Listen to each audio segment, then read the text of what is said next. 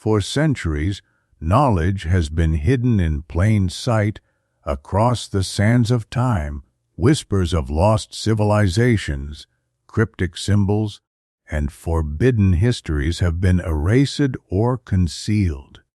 What if the truth was never lost, but hidden? Welcome to Eye of Ancient Mysteries, where the past speaks and the future listens. Sit back, open your mind, and prepare to uncover the untold secrets of our world. Let the journey begin now. Meteorites in history and religion. Throughout the centuries, various cultures and ancient civilizations have revered meteorites as sacred objects. The spectacular fall of a meteorite, often accompanied by light and sound phenomena such as falling stars, smoke, thunder, and explosions, has always ignited the human imagination, evoking awe and terror in anyone who witnessed such an event. For obvious reasons, the remnants of these celestial incidents, the actual meteorites, were often kept as holy stones or symbols of power. They were venerated and used in corresponding religious ceremonies. From prehistoric times to ancient Egypt, several Native American tribes revered pieces and fragments of the Canyon Diablo meteorite, a massive iron meteorite famous for creating the Arizona crater about 50,000 years ago. Archaeological findings across the United States and Mexico prove that fragments of Canyon Diablo were traded centuries before Columbus reached the shores of the New World. The circumstances of some discoveries suggest that the Pueblo builders preserved meteorites as sacred objects after witnessing their fall. In Clackamas, Oregon, local tribes claimed to worship the Willamette meteorite, one of the largest known iron masses, weighing about 15 tons. Before going on hunts, they would dip the tips of their arrows and spears into the water collected in the meteorite's cavities, believing that this ritual would harden their weapons and ensure a successful hunt. Indigenous peoples around the world have revered meteorites, with similar stories found in Greenland, Tibet, India, Mongolia, and Australia. Pure iron was rare, so it is not surprising that iron meteorites were especially prized by ancient civilizations as raw material for ritual knives and weapons, long before the Iron Age began. Such knives and daggers have been recovered from Egyptian pharaohs' tombs, Mesopotamian temples, and the burial sites of Aztec, Maya, and Inca leaders in the Americas. From ancient Greece to Mecca, the ancient civilizations of the West were no exception. There are several examples of meteorite worship in Greco-Roman tradition. The historian of religion Mercy Eliade argued that the Palladium of Troy, the Ephesian Artemis, and the cone of Elagabalus in Emesa were in fact meteorites, stones from the heavens, believed to contain supernatural power. Astronomer Richard Norton mentions the sacred stone in the Temple of Apollo at Delphi, a rock said to have been hurled to earth by the supreme being, Cronus, marking the omphalos, the navel of the world. The Roman historian Titus Livy recounts the story of the meteorite of Pessinus in Phrygia, a conical object known as the needle of Cybele, the goddess of fertility. After the Romans conquered Phrygia, the meteorite was brought to Rome in a grand procession, where it was worshipped for another 500 years. Even in the monotheistic religions of the Judeo-Christian tradition, traces of ancient meteorite cults can be found. In Hebrew, meteorites were called beetles, equivalent to the Greek Beitilia, meaning the dwelling place of God. The Bible tells the story of Jacob, the patriarch of the Israelites, who laid his head upon just such a betel stone in the desert.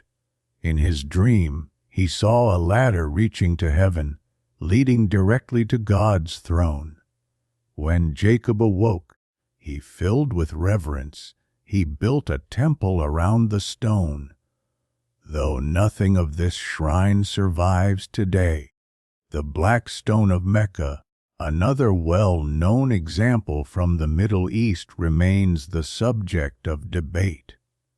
Whether the object of veneration is truly a meteorite or not, this is the Hajar al-Aswad, the Black Stone, to which all Muslims pay homage during their Hajj, the pilgrimage to Mecca, and the most sacred site in Islam, the Kaaba.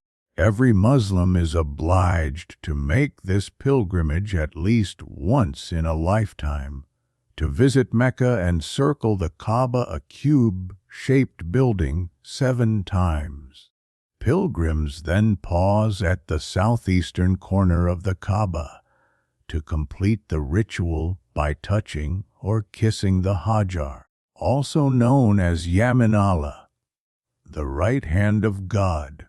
According to belief, this stone is a betel, a meteorite, given to Abraham by the archangel Gabriel. The stone also plays a central role in the life of Muhammad, the prophet of Islam, who set it into the southeastern corner of the Kaaba.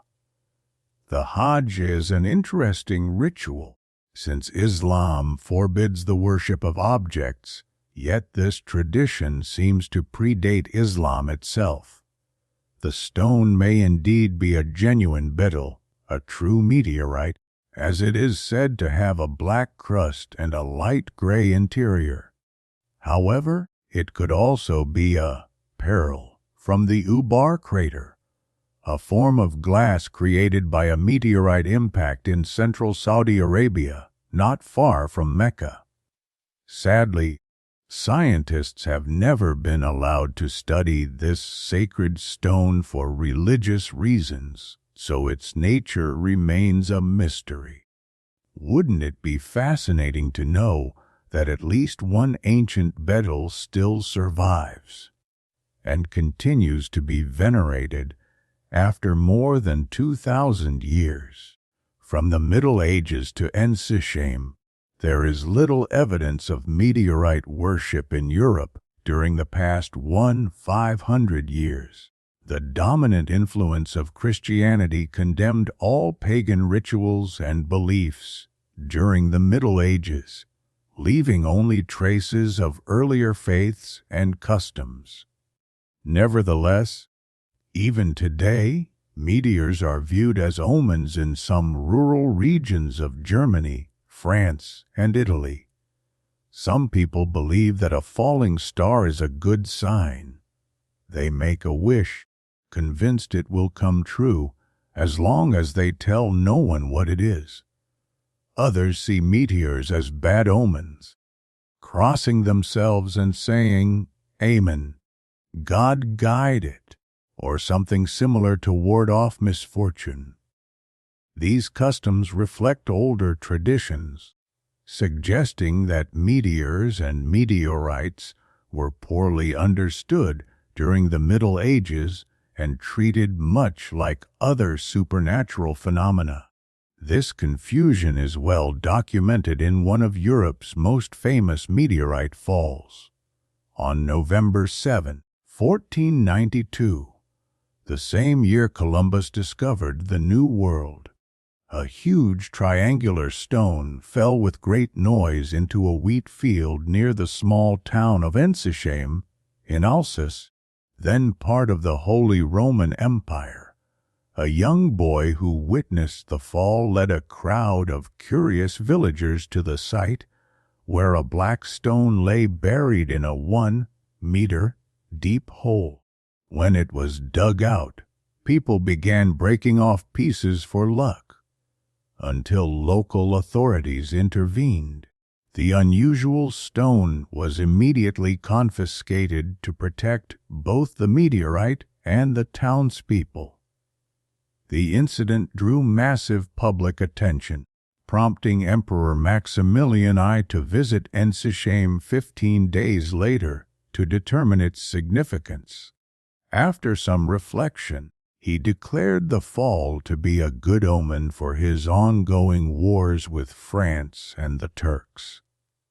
However, he decreed that the stone must be preserved in the local church, chained to the wall with iron links to prevent it from wandering off at night or escaping as violently as it had arrived. Today, the main mass of this famous meteorite can still be seen in the Regency Palace in Ensisheim, where it remains the centerpiece of an extraordinary collection of meteorites.